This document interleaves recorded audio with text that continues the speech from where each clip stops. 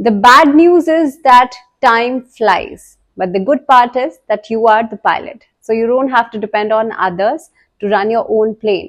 It's only you who have to run it at your own pace. तो ये बात बिल्कुल सही है कि समय तो तेजी से निकल रहा है, लेकिन जो अपनी लाइफ की जर्नी है वो आप ही को तय करनी है। आपको किसी पर डिपेंडेंट होने की जरूरत नहीं है। A very warm welcome, बहुत स्वागत है। मैं हूँ Bhavna Sharma and this is the monthly series going on for August. अगस्त का महीना आप सबके लिए कैसा रहेगा, इसी के बारे में हम लगातार बात कर रहे हैं। आप अगर ये प्रेडिक्शन सुन रहे हैं तो आप अपनी चंद्र राशि यानी कि अपना मून साइन फॉलो कीजिएगा। This is the 7th video, यानी कि इस वीडियो में हम बात करेंगे लिब्रंस यानी कि तुला राशि वाले लोगों के लिए अगस्त का पूरा महीना कैसा रहेगा।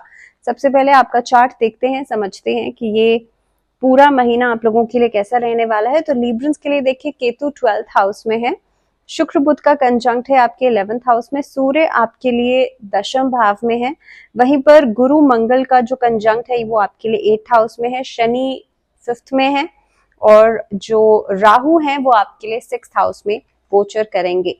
16 अगस्त को सूर्य का ट्रांजिट होगा, सूर्य जाएंगे कर्क से सिंह राशि में। उसके बाद 25 अगस्त को जो वीनस है यानी कि जो शुक्र है वो चले जाएंगे वर्गो से, अभी सिंह राशि में, सिंह से कन्या में चले जाएंगे। मंगल जो है 26 अगस्त को वृषभ में है, गुरु मंगल का कंजंक्ट है, यहाँ से जेमिनाई में चले जाएंगे। तो आपके लिए अभी अष्टम भाव में, उसके बाद नवम भाव में चले जाएंगे।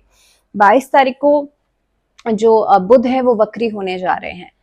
तो ये कुछ परिस्थितियां बनती हैं आप लोगों के लिए इस समय पर। इसके हिसाब से ये पूरा महीना अगस्त का कैसा रहने वाला है इसके बारे में बात करते हैं। सबसे पहले आपका कार्य क्षेत्र अगर मैं देखूं तो करियर के दृष्टिकोण से देखा जाए तो अगर आप नौकरी में किसी भी तरीके का बदलाव करने के बारे में सोच रहे हैं तो देखिए, सरकारी पक्ष का जो आपका एक डिपार्टमेंट है, यहाँ पे परिस्थितियां बहुत अच्छी नजर आती हैं, क्योंकि महीने की शुरुआत में सूर्य आपके दशम भाव में रहेंगे। सूर्य का दशम भाव में होना आपके करियर फ्रंट पे एक नया मोड़ लेकर के आ सकता है, नौकरी में बदलाव दिला सकता है, वरिष्ठ अधिकारी आपसे खुश रहेंगे, आपके काम की तारीफ हो सकती है, आपको किसी उच्च पद की प्राप्ति हो सकती है और खास तौर पे गवर्नमेंट सेक्टर से जुड़ा हुआ अगर कोई भी काम है वो पूरा हो सकता है, गवर्नमेंट टेंडर्स आपको मिल सकते हैं।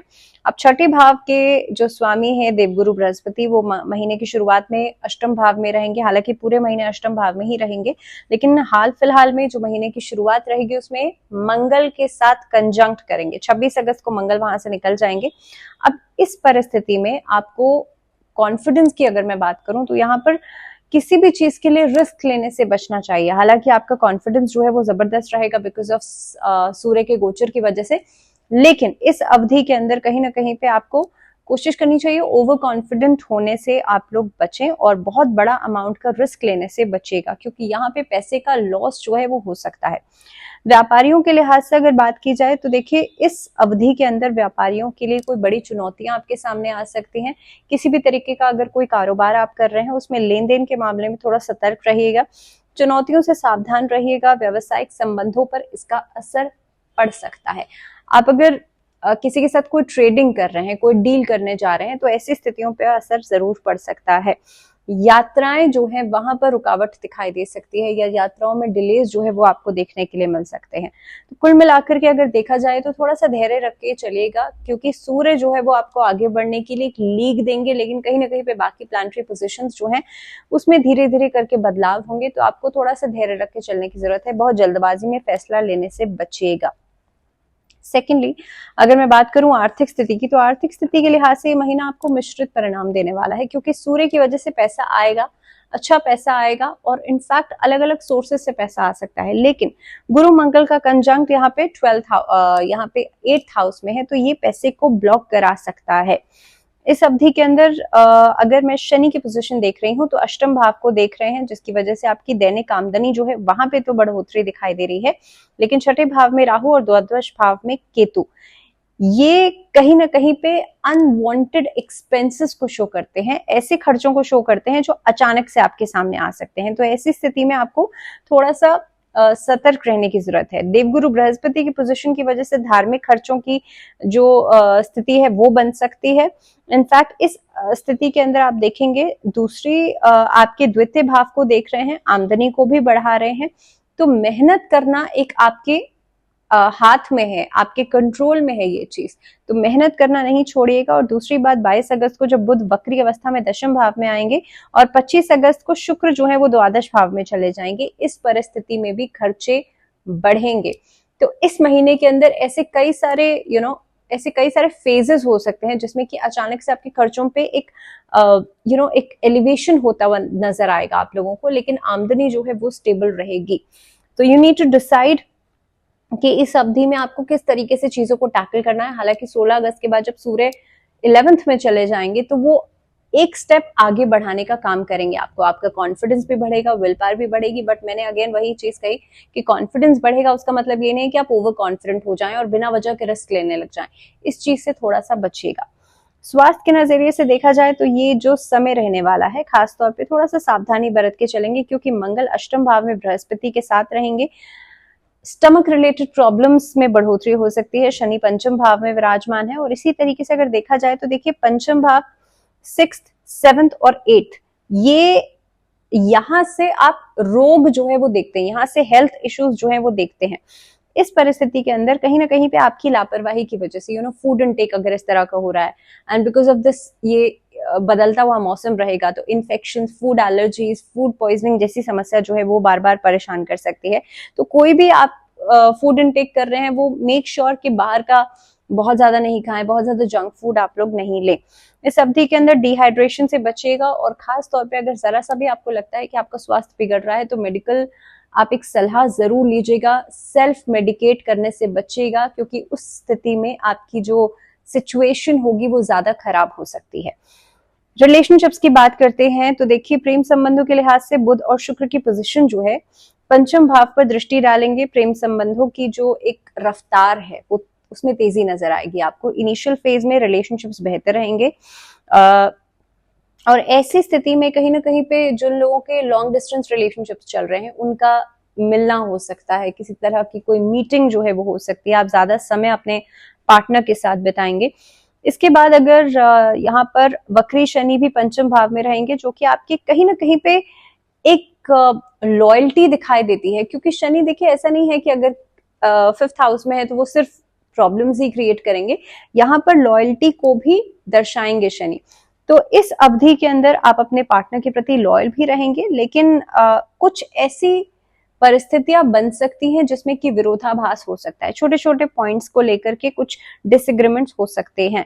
अब अगर वैवाहिक जीवन की बात की जाए तो खासतौर पे जो लोग अवैवाहिक हैं उनके लिए विवाह के प्रस्ताव मिल सकते हैं, लेकिन 7th हाउस के जो लॉर्ड हैं दैट मीन्स मंगल महीने की शुरुआत में अष्टम भाव में रहेंगे और इस स्थिति के अंदर प्रॉब्लम्स आ सकती हैं। ससुराल पक्ष से बार बार समस्याएं जो है वो आती हुई नजर आएंगी, जिसकी वजह से आपके पर्सनल रिलेशनशिप पर भी, आपके दाम्पत्य जीवन पर भी इसका असर दिखाई देगा।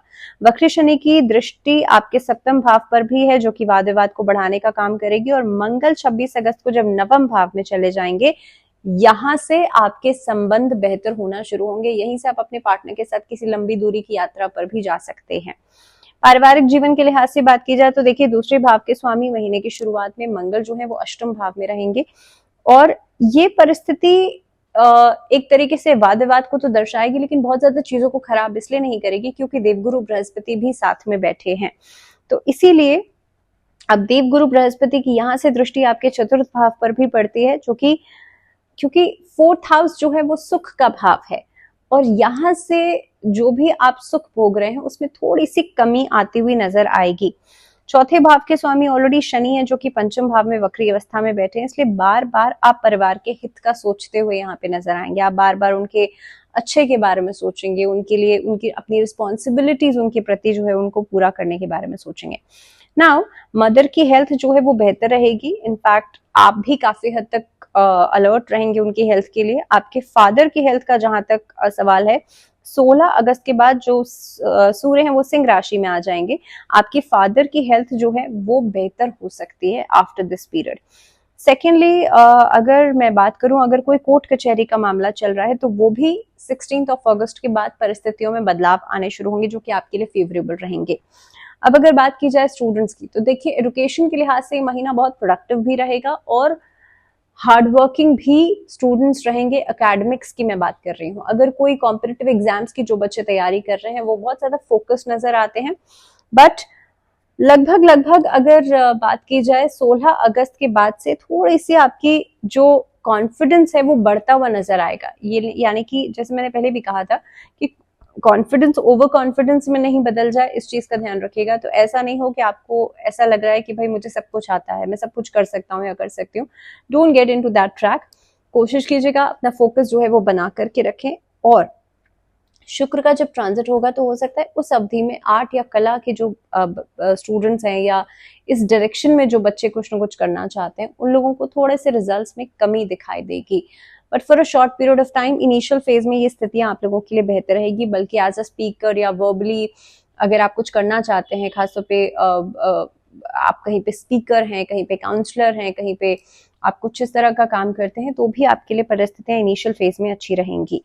क्या उपाय, क्या रेमेडीज की जा सकती हैं? तो देखिए, ये जो महीना रहेगा, श्रावण मास का महीना रहेगा, सबसे पहले तो आप लोग कोशिश कीजिएगा मंगलवार और शनिवार आप लोग बजरंग बाण का पाठ जरूर करें इस पूरे महीने के अंदर।